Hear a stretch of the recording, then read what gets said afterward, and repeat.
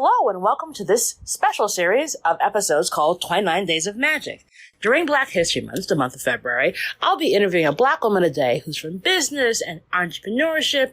You name it, I'm going to have a chat with her. The idea for this is to show off the amazingness of Black women throughout various industries. I hope you take a listen, like, share, review, and be inspired by these incredible stories. Take a listen. Hello, and welcome to this episode of the Reset Podcast. I'm your host, Laura Munoz, CEO of the culture communications agency, The Flash. Each week, I bring on a different business leader who's doing some game-changing work. And this is all part of my 29 Days of Magic series, where every single day for the month of February, I'm interviewing another phenomenal Black woman. And so today, I'm so excited to have Monchiere Holmes-Jones, who's the founder of MOJO Marketing PR, to talk about working in the South and marketing, as well as being in the big states like Detroit. It's going to be a great conversation. Take a listen. Hey, Monchiere. Hey, Laura, how are you? You know, causing trouble, freezing in New York. I love it. I love it. It's cold here. So Look, cold. It's never too cold to cause trouble. We love that. This is true. You are not wrong. So even though I'm freezing in New York, the podcast does not change. And the first question is always the same. So, Monchiere, what was your first job? My first job, I begged to work at the neighborhood wave pool. Our state park was in our backyard. I grew up in Bayou country of New Orleans, Louisiana. And people always are like, Bayou country? I was like, yes, there is actually a Bayou area of New Orleans. And it's not out in the country. And I begged my mom to work there. I was like 14 or 15. And it was a summer job. And I remember applying, having her drive me all the way over. And the guy called, and I don't know why he did this, but he called to tell me that I didn't get the job. Like, who does that to a 14-year-old? Like, just don't call me. Like, who does that? So I'm literally in tears. But then I guess he called the next person that he actually wanted to hire. And that person turned the job down.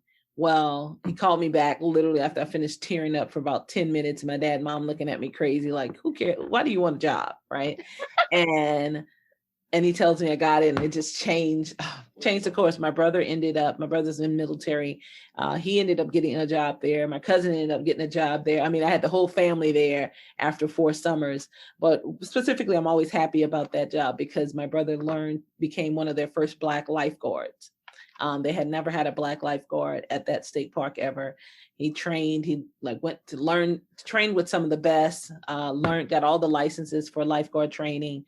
And now he's in the military doing all kind of craziness, jumping out of planes, swimming, all craziness for his country. So I'm always excited about that job because I feel like it brought in that new influence for a little Black boy like my brother. Wow. Mm-hmm, mm-hmm. As Black women, always looking out for everybody else. Looking out for the whole family. I had the whole family. We were working in a concession stand. We were working at the wave pool. We were everywhere. So over 4 years, we really put the work in, and I love it. Fantastic. Damn. It's funny. Like I said, the reason I always ask this question is because I'm always fascinated how the jobs that people pick. And it's always fascinating because it's like they kind of pluck a memory, and it's a memory that kind of correlates to where they are now, whether they learned something from that moment that helps them with what they do today, like a good or a bad, like I'm never going to do that again, to, oh yeah, I learned this one thing about working with people and understanding folks that comes in really handy in my everyday job today. So it's always a fascinating look back. And so I see that there's probably some similarities and some lessons learned that kind of came to where you are right now. Oh yeah. So how do we go from the wave pool all the way till now? What's that journey been like? Oh man, that journey has been fun. The journey was really guided by a great mother who listened to every ask and imagination that I would make up as I laid in my bed in my room, and then come out while we're driving somewhere and say, I want to be a news reporter. Okay. And then a week later, my mom's saying, okay, you're going to go do an internship at the Channel 4 and be a gopher, because she's picked up the phone and cold called them. She is the cold call master to this day, God rest her soul. It literally, my husband would say, "Oh, they can't do that." I said, "My mama used to call and get anything done from random people over the phone. So I know we can do it." And so I got an internship over the summer. I think I was 15 or 16, freshman year of high school. Channel 4, #1 station in WWL in New Orleans, Louisiana. And for 2 or 3 weeks, I literally was grabbing faxes off of the fax with stories and running it to the desk. And that was my job. And I got to learn about the news station as a gopher, running errands for the anchors. And I knew I wanted to be a news anchor. But after got into college and went to Xavier University of Louisiana, and from there I was like, oh wait, PR? That's something? I love amplifying everybody else. I love creatives. I love things being created. And all my friends were running the TV anchor route, and I kind of scurried away from it, in college, and said, I would love to do it. However, I love it too. And also I felt like it was vanity at the time.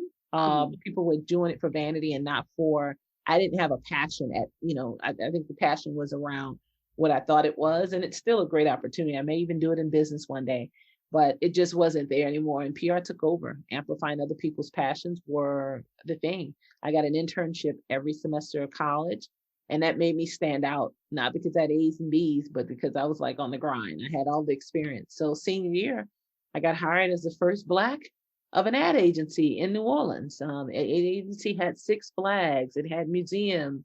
It never had an African-American hire ever. And I got an internship and asked him for a job after the internship was over. He made me wait about 3 weeks until he started getting calls from other agencies asking to hire me. And I was still a senior. I hadn't even graduated yet. And so turned that little $25,000 job into working for GM in Detroit, J. Walter Thompson. And then I kind of kept the J. Walter Thompson moniker as I traveled the world, from LA to Jacksonville, Florida, to Atlanta. And then the dream of entrepreneurship started, when I went in-house at Caesars Entertainment. So it has, mom's ambition for my passions, turn my work into passions for others. And so I always got to give credit to the fam because I've been blessed. Wow. Mm-hmm. So just a little trailblazer there, our first ever. Let me just gloss over that. I'm imagining being the first ever in anything was not easy. What was that like?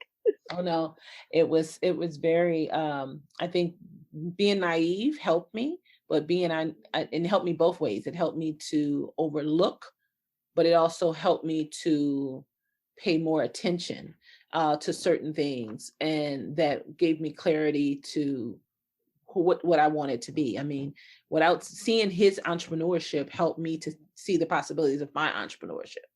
To this day, I don't think he was pro African American at all. I think it was competition that made him hire me. I remember pitching him one day, asking for 15 minutes of his time to pitch him for a job. I wanted to work there. I wanted to be a part of it.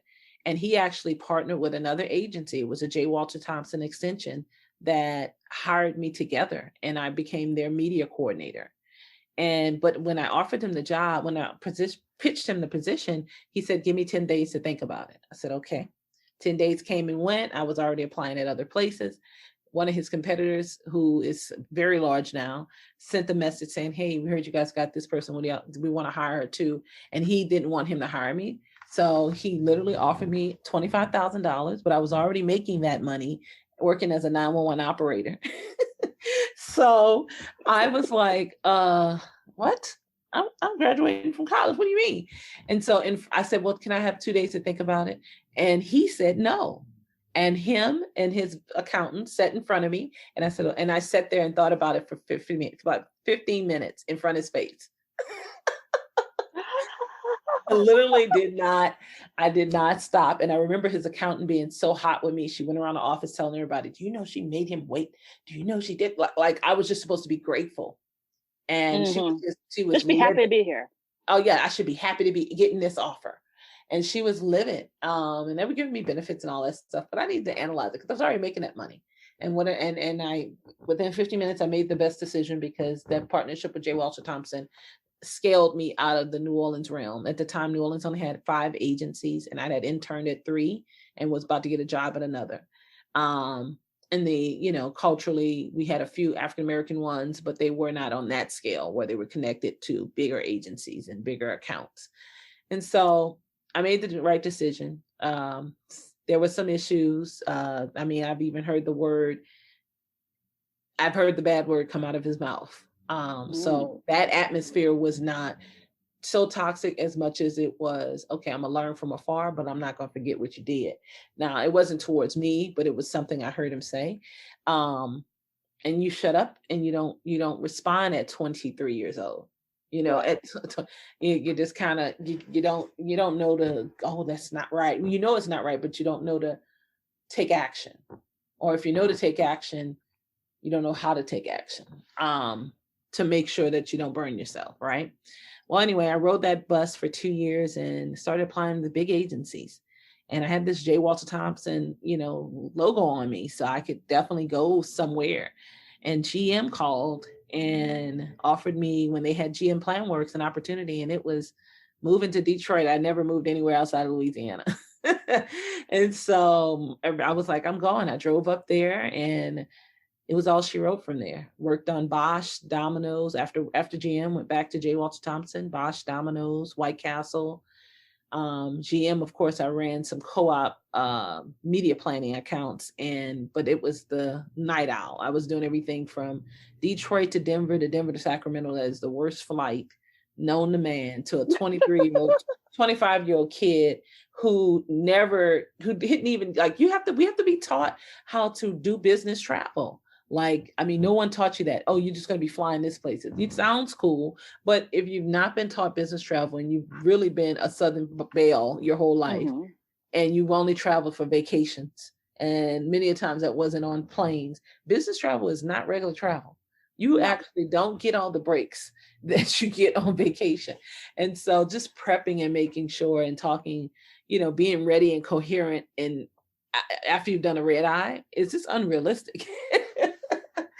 And so I was like, I don't want to do this job. This is not the advertising I thought. And so was blessed to get not back. As glamorous. Not as glamorous. This is not the life, honey. But I will tell you, they stroked my ego, because, and I always tell this joke, when I got off the plane to Detroit for the interview, I created this crazy portfolio that everybody loves, Monchiere, that had all of my work in it, kind of like Everybody Loves Raymond, that type of, show moniker. And I had all these portfolios. I'm carrying like 7 of them, and they're big binders. And this guy has a sign that has my name on it. And this is how country I was. I don't know if it's country or just naive.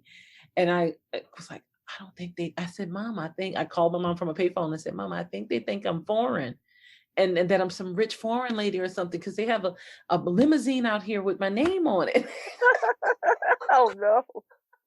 It was bad. And she was like, just go get in it. And if that's the case, if it's a mistake, they'll just send you back. And so I was all nervous. So they take me to a hotel. They had a limousine pick me up from the hotel. And honey, I remember, God bless me, with 3 African-American men were my driver. The driver that night got me safely because it was pitch dark, to my hotel. And I was nervous. I was scared, because I was like, I have to walk far. He was like, I'll help you. And I was like, okay, good. The next morning, I had another gentleman who ended up being a pastor. And I'm studying everything I need to study about advertising in the backseat of this car. I didn't printed all these articles. I'm reading, because I just want to be able to answer everything. And he was like, so what do you do? And I said, I'm just interviewing for a job. And I remember he stopped. He said, well, let me just pray for you, because you got the job. And he prayed for me, and it calmed my soul. And I put all my little papers back together and got the job that day. I couldn't even get back to the hotel before they called me.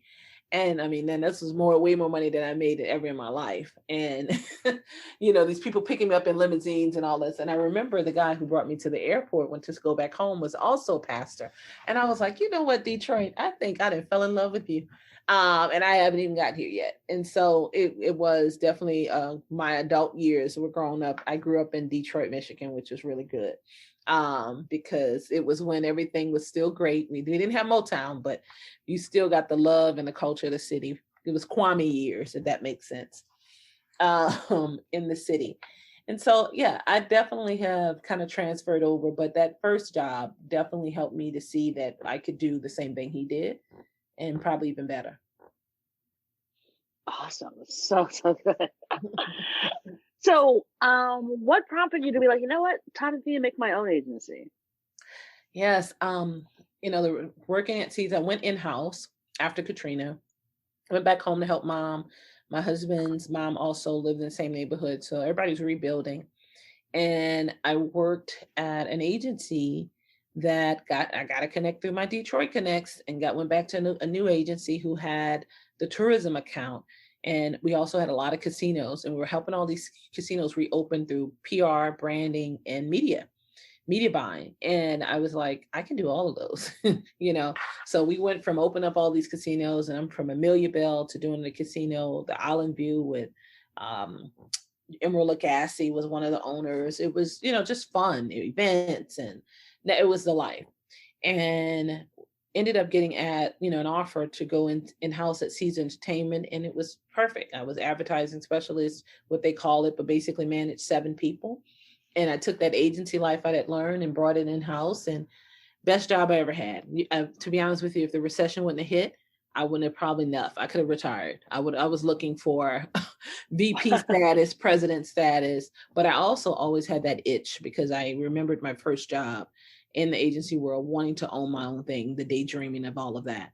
And so the recession hit. One thing about me, I'm always reading business-ish magazines and articles for purposes of understanding what's to come. And so that my type of marketing is for the future, never for the right now. And so, I always like to educate my clients around that. And so one of the things that, I noticed, I was like, the CEO of this company, we're going through recession. People say casinos are recession proof, but the CEO of Seeds Entertainment out of Vegas is here every week now. I'm like, I wonder why he's spending a lot of time here. And I told it to my staff and my coworkers, and they were like, girl, you always saying they're going to lay us off. And I was like, I'm just saying, they may not lay us off, but they're going to definitely cut the skin. We're doing well, and every other property's not. Y'all need to think smart. Well, I was right. They ended up pinning us all against our bosses. So anybody who was, we were too top heavy, which we were as a company. And so all of the directors had to go against the assistant directors. And we literally had to interview to a group against your boss. Like it was like a setup game. Like just eliminate the assistant directors, because unless the bosses have just pissed off everybody, eliminate that. And my boss and I actually started a week apart. So I jumped ship without even having her have to go through all of that or myself. So I literally picked up the phone through my community connections and said, hey, I'm looking for an opportunity, and got a job within a week. So we had saw the tragic stories of all these other departments going against each other, and the anger and the frustration. And I was like, oh, that ain't even me. So I ended up going nonprofit for a year, and took that year and a half to really build up my agency and what I wanted to do. And I just gave notice after that, and literally quit on January 1st and didn't give notice, and was like, I can't do anything that's not what is in my soul anymore, and launched my agency. And the reporter who I was a gopher for is Robin Roberts' sister, Sally Ann Roberts. She was the first first African-American woman to be on the news in Mississippi. She is what she's like, most of our news anchors that we love. She's a PR god, and she needed a PR person, and she became my client. So I was a gopher for her as a 14, 15-year-old, and became my first client when I launched my agency. And so, God is very strategic and the plan is already laid in many ways. And so that's kind of how it went down. That has taken me to heights of, we're award-winning agency, experiential agency of the year, top 100. My experience with J. Walter Thompson took us to the experiential world with NASCAR and Major League Baseball and many other things. So I have a full service agency, and that experience of working in-house and on the agency side gave me just about the experience in every department of an agency. And so I wanted an agency that would do that and wouldn't just be niche to PR or advertising. And so that's kind of how Mojo came about. Like, I just walked away one day and said, I planned to walk away, but one day I was like, that's enough. I'm not doing anything I love. It's time to go. And so it's grown. Then we moved to Nashville because of my husband's job. And intentionally, though, we wanted to move here. And I just got here and said, okay, I gotta build this up. And so in 2019, I opened a space, and it was the biggest thing in town. Everybody was like, what? There's a Black-owned agency? And I mean, these folks are making 72 million, $100 million. There's agencies endless. There's no less than 100 agencies in the city, and not one of them is African-American owned. It was crazy. It was crazy. It was crazy that I was the first. Wow. Unreal. So good. Oh my gosh. That's so awesome. So I'm guessing that along the way of the entrepreneurial journey, it has not been sunshine and lollipops and roses. Oh no. So can you tell us about a time where you had a really crazy challenge? You're like, there's no way this is going to work. And then you made it through. Oh yeah.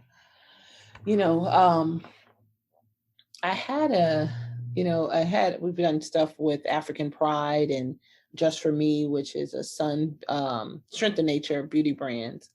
And I remember just wanting to, tap into that market, but realizing that market had been buried in its own history. And meaning that coming in with a lot of times our brands culturally, and I know you can attest to this as well, have their own business moniker of some sort that really is not up to date, with the new advertising age is. And so when you're trying to get a new client who may need to increase their infrastructure, you question if it's a good client, or you question if you can actually help them make that change, or if it's a change they want to make. Because it's always great to get a nice named client, right? It helps grow your business. It gets, it's putting money in your pocket. But if you can't move them forward fully, is it still a good client? So we've had, some of those brands at the time, Just For Me, had been a perm brand. We all had gotten away from perms, and natural hair was the way to go. And they were launching a new organic brand. And I said, oh, they're forward thing. They're moving forward. Now, yes, I want to be a part of that. And we were part of their launch in 2019. And I was nervous because it was a lot of moving parts. When you're completely changing your business model and you're hiring an advertising agency to help amplify that, you're dealing with all of the housekeeping as well as the advertising and the amplification. So you're not just coming in as an agency, you're coming in as a business partner. And it was a tough road. I remember just feeling like, oh my God, I felt like we were messing up every day. But in reality, it's not that you were messing up. You just had to really understand that they were rebuilding their model. And so a lot of times in advertising and marketing, we love to just get it when the model's built. But in our Black businesses, we have to go along to get along. I don't even know if that's the right language, but we have I get you. You know what I'm saying? We have to start with them at the level they are, because we know we need the leg up. You know what I mean? We know that we're starting behind the finish line already, farther back. And so culturally, because of our business, because of what Black business means to this America. And so you say yes as an agency, even though there's still in some growth. I mean, we signed a client recently at the top of December, a little small nonprofit client out of New Orleans. And I remember them saying, oh yeah, someone's working on a website, it'll be ready. Well, I definitely don't want to sign a client who doesn't have a website that either not ready to market, or two, that we need to do. I don't want to get into PR with that, or even advertising. Well, sure enough, that website didn't get done, and it went downhill. And so now I'm scraping together to fix the issue in January. You know what I mean? So sometimes we have to be the partner in the business when we work with other accounts that are multicultural focused. And I feel like sometimes that's been our hiccup as an agency, because as much as we want to be this big brand Addy award-winning agency, or small agency of the year, I'm gonna go ahead and claim it one day, Ad Age, I think we also want to make sure our community grows. And so I feel like some of our hiccups always come with the fact that we end up being business partners where our clients are, even though we're amplifying them, if that makes sense. Yes, I have been there. You got, yeah, look, without saying, like you're stepping back to step forward. And then that's, even though you know better, you know that what you need to do is really just stand in the forward so that you can amplify, but you can't amplify if they're not ready. And that's some of the hiccups that I've learned. And as much as I teach myself, no, we don't take on that. I'm too passionate about some of the good projects that come to our door that I still take them on, and I deal with the growing pains of it all. The growing pains of it all. Oh, the growing pains of it all. Oh my gosh. So there's so much of it all. We can talk for hours about that one. That's like, oh my gosh. But I think, but it's just, it's part of the game that I think that we've chosen to be in. When you work for yourself, you make these choices and you're like, oh boy. But then oftentimes it's also like, oh wait, this is the best decision I could have ever made because look where we're headed. Right. Oh yeah. Like look what we've been able to successfully do. I mean, in 8 years in a city that I knew no one, I knew a girl from high school who I hadn't seen since high school.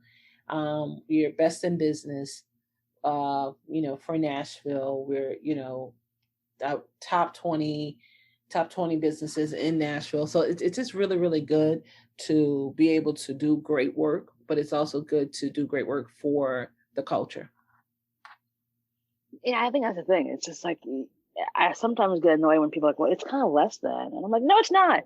It's like if you treat us intelligently, guess what? You make more money. So it's not less than.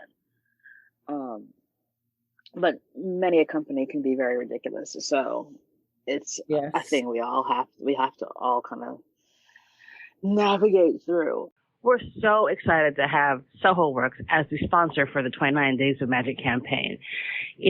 They're designed by Soho House, and their workspaces to help creative thinkers, businesses small and large, connect, collaborate, and grow. And it's where I'm recording all the episodes of 29 Days of Magic. It's a safe, wonderful and collaborative experience. I'm currently in the Brooklyn location, but they have locations, one else in New York City, in the Meatpacking District, one in LA, 5 in the UK, and they give you that kind of home away from home feeling with all the tools, technology, equipment to help you do your best work. Like I said, it's an amazing location, feels safe. I've been able to meet some really awesome people, which you haven't been able to do a lot because of the fact of COVID. So it's been a wonderful experience being able to record here and help build community. So if you want to find out more information about it, please go to sohoworks.com to get more information and tell them I sent you. And now back to the show. Looking back on all the work that you've done over the last years in your career, what do you think you'd tell 25-year-old Monchiere? 25-year-old, I would really go straight. Monchiere, do not hold back. You have been holding back because you're trying to figure out how to fit into this mold of the world that you see, and even this business world that you see. But life is not about what you do for a job and what you do for a career, and that doesn't make you. I'm grateful to be the first, and I have people sitting in my office right now who just graduated from college. We have a diverse workspace, and I'm looking forward to hiring more people, young folks, who maybe haven't honed their craft to be in the advertising marketing industry. But I remember getting all the opportunities. I was blessed. I mean, I can't take away from that. But I also held back. I remember telling my daddy I needed 6 suits so I can wear a suit every day to the office. I was just a little naive and my personality. It took a long time for me to roll out my personality in the advertising space, and for many reasons, not just because of me, but because of the culture of advertising. When it's 500 people work at a firm and it's 5 of us, you know what I mean? You're representing the people, you felt like, and you wore that on your shoulders every time you walked through the door. But then you also wanted them to see how creative you were, and they couldn't see past your suit and your tall, prim and proper ways that you assumed you needed to be. And then you didn't want to open up and unveil because you know that they needed to articulate you a certain way, and you didn't want to give any inkling that you were not perfect. But at the same time, there was things happening that, from a marketing and advertising standpoint, that was doing a disservice to your people, but you wasn't speaking up. Meaning, if that was, prejudicial advertising or anything like that happening. And now the world is open up to all the changes that need to happen in order for us to finish out this, next 100 years, a decade. And you definitely could have been a leader in that change, and maybe not, because maybe it needed the time, for now. But 25-year-old Monchiere definitely needed to open her mouth and give no care in the world about who was listening.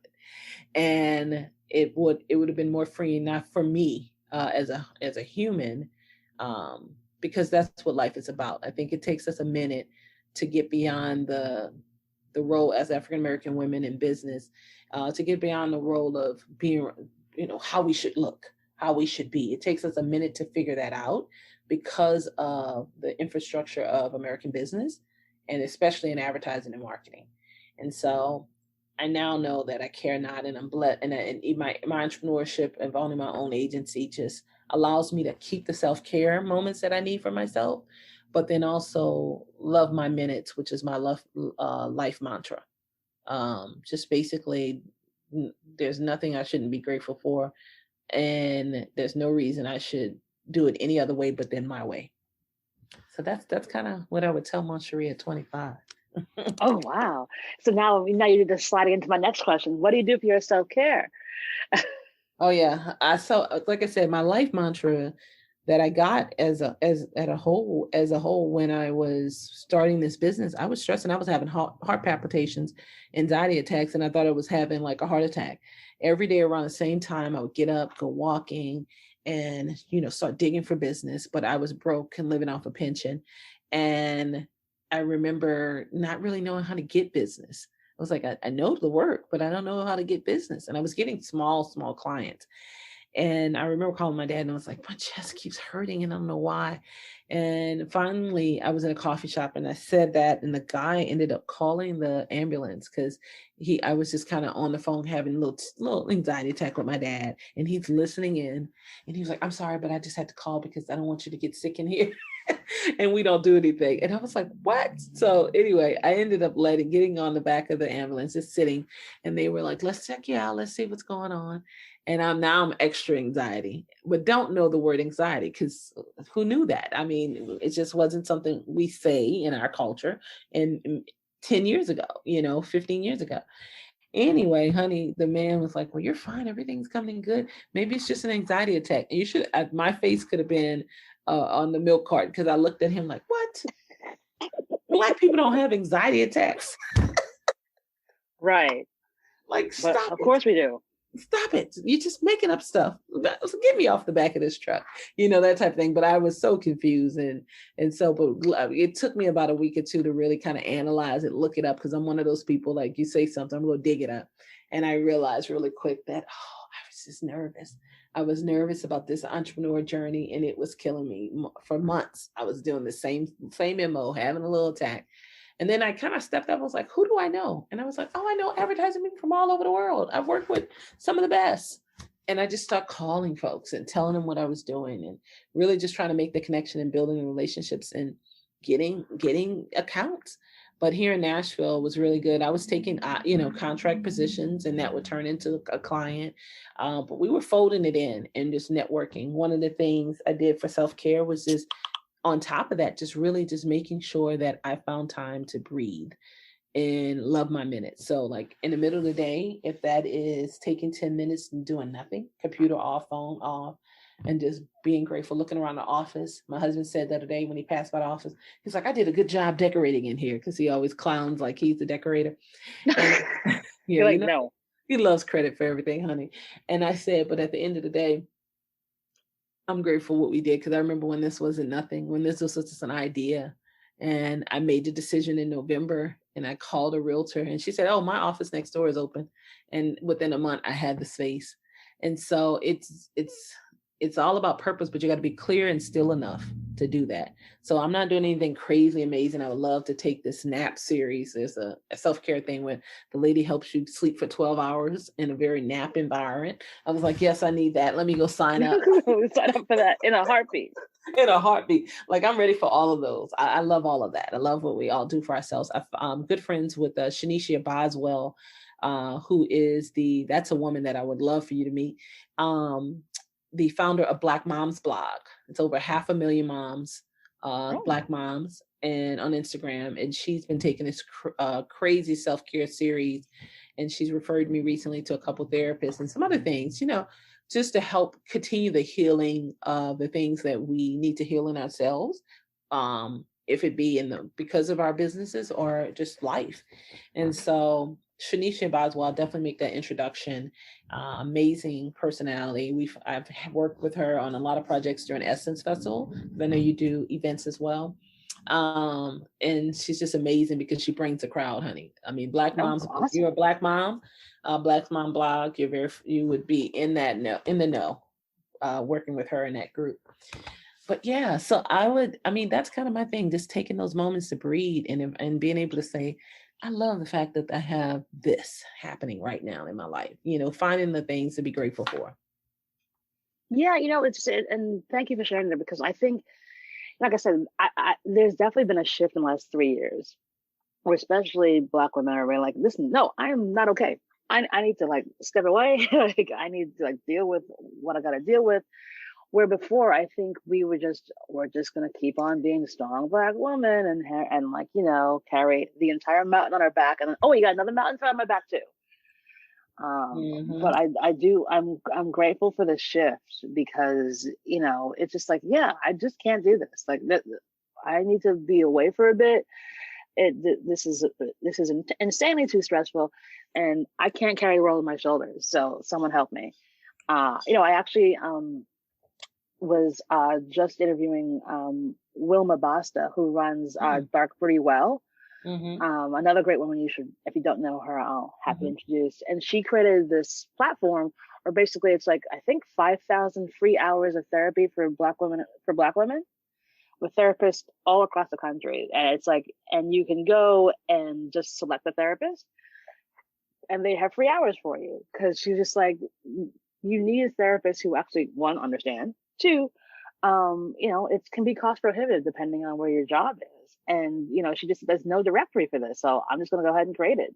And yeah. And so I did a panel recently. Definitely need to connect with her. Yeah. So she's super lovely, and she comes out of the fashion world. And she created this thing called Dark Beauty, and it was going to be all around beauty. And, when COVID hit, she just was wait a minute.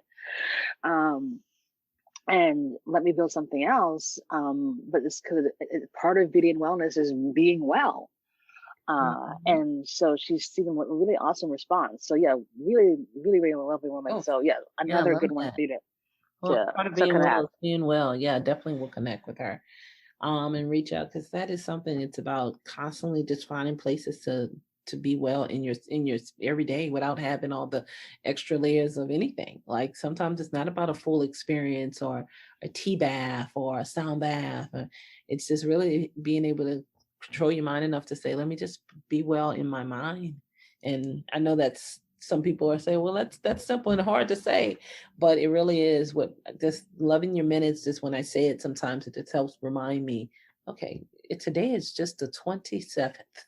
Calm down. Day of the year, honey. You do not have to be rushing. You still got many more. And 2020 has made that hard. Of course, everybody's like, what should I be doing? Because life went away in 1 year, but I think I'm reminding myself every day, what today is. It's just the 27th day of the year. Really, it's actually 28 days. Well, I call it the 7th day of the year, because I believe New Year's Day was January 20th or 1201. The other 12 days, that was December 50th. The year actually started once Kamala got sworn in. Before that, not so much. Oh, you know what? The new day actually started so great. This is really the 7th day. Oh, good to know. I will keep that in mind. I may have to use that too. That's hilarious. Because because there was an insurrection. No, that happened in 2020. In 2021, we have Biden and Kamala. Right. This is what we're working with. We have more clarity. We're not doing whatever happened before. Really, can we truly? I think there's so much trauma to 2020 that I'm starting to forget all the things that actually happened. And I forget. Might not be a bad thing. It's not a bad thing. We're good with it. We're good. I love it. You're doing good work. And this is just, it's good for us to see this. This conversation is awesome. because it's made me think. It really has. It's making me think about things that to just kind of remind myself of how far we come. Exactly. I mean, it's like the science behind how I came up with this was like, tell me your first job and then tell me what you did when you were 25. Like that was how it started, because my thought process was, we often don't look back and remark upon all the incredible stuff we got to be where we are. We're like, I can have time to be on a podcast.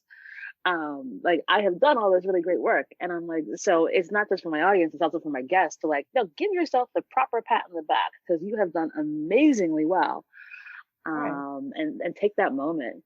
And then my last question for you, do you have a give and or an ask of the audience? You know what? I would ask the audience. I would love to give the audience to sharing my mantra with me of loving your minutes and just finding time to do that every day. That's one. I have both.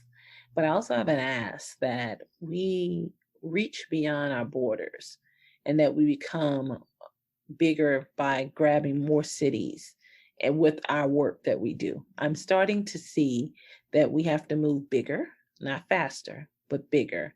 And this is specifically to folks who are African American women, and if they're in business or not. I feel like, we talk about magic and we talk about all the greatness and the amazing, but sometimes we don't get in the spotlight enough. Or sometimes we just get in the spotlight locally and we become these local heroes. And that's great, because you got to build where you are. But I also think if they saw us crossing every channel, we would gain more power. And so, or every border, we would gain more power. So be okay with popping up in the hometown or popping up in the neighboring city and just making that intentional move. I think that's an ask, to just ask there. And this is coming from an amplifier, somebody who amplifies other people. We have to do better to just really make our reach go past the cities we're in. And if we're all doing it at one time, I think that truly would help the articulation of our characters and the articulation of our true power for our people, for ourselves, for our family. Perfect. See, look at that. Spoke like a PR person. You had the right quote at the right second. Oh, that's amazing. And so true. It's like, you be everywhere. Like you can't, it's like next city, the next city, the next city. Then go global. And, that all of this matters especially at this moment. So I concur with you. Monchiere, it has been an absolute delight to have you on the show. Thank you so very much. I already have the title of this episode, Love Your Minutes. I was like, yep, that's what it is. Thank you. I'll take it.